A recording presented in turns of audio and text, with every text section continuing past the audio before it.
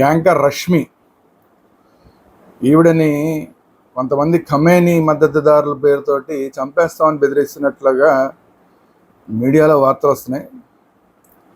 దీన్ని భారతీయులు ఎవరు క్షమించరు. ఇట్లాంటి విషయాల్లో భారతీయులు ఎవరు ఇలాంటి బెదిరింపుల్ని ఎట్టి పరిస్థితుల్లో యాక్సెప్ట్ చేయరు. హిందువులైతే అసలే చేయరు. ఈ దేశానికి వ్యతిరేకంగా అనేక సందర్భాల్లో ఖమేనీ మాట్లాడడం జరిగింది.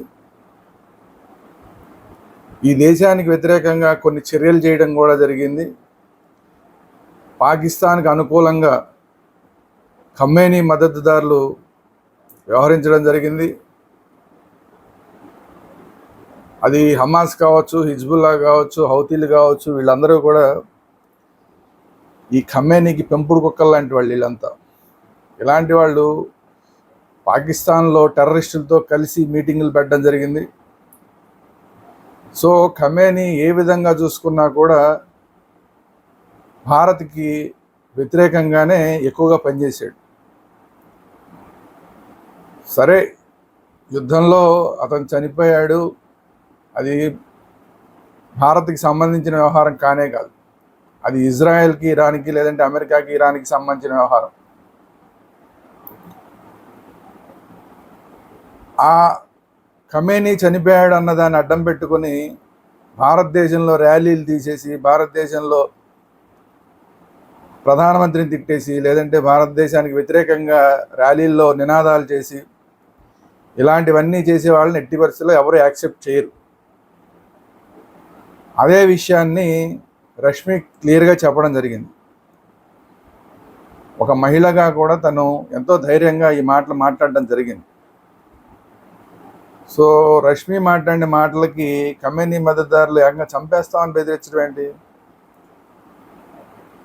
ఏదైనా విషయం ఉంటే, అభిప్రాయాలు ఉంటే చెప్పచ్చు.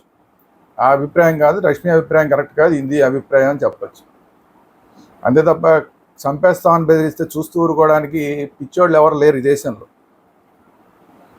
ఖచ్చితంగా యాంకర్ రష్మికి ఈ విషయంలో పూర్తి స్థాయిలో భారతీయులుగా అండగా నిలబడతాం. అలాగే హిందూ సంఘాలన్నీ కూడా ఈ విషయంలో ఖచ్చితంగా యాంకర్ రష్మికి అండగా నిలబడతాయి. రష్మి ఒంటరిది కాదు.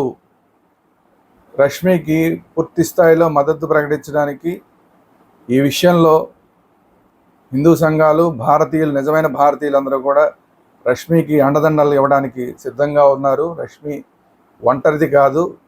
మీ ఇష్టారాజ్యంగా మీరు బెదిరింపులు చేస్తే బెదిరిపోయే పరిస్థితి ఉండదు. ఈ దేశంలో చట్టాలు ఉన్నాయి, పోలీస్ వ్యవస్థ ఉంది. వాటితో పాటు మేమందరం ఉన్నాం రష్మికి అండగా. కాబట్టి ఎవరన్నా పిచ్చి పిచ్చి బెదిరింపులు చేసేవాళ్ళు ఉంటే అలాంటివన్నీ ఇమ్మీడియట్గా మానేయాలి. చట్టం కూడా ఎవరైతే రష్మికి వ్యతిరేకంగా ఇలా చంపేస్తామని కామెంట్లు చేస్తున్నారో వాళ్ళ మీద ఇమ్మీడియట్గా చర్యలు తీసుకోవాలి.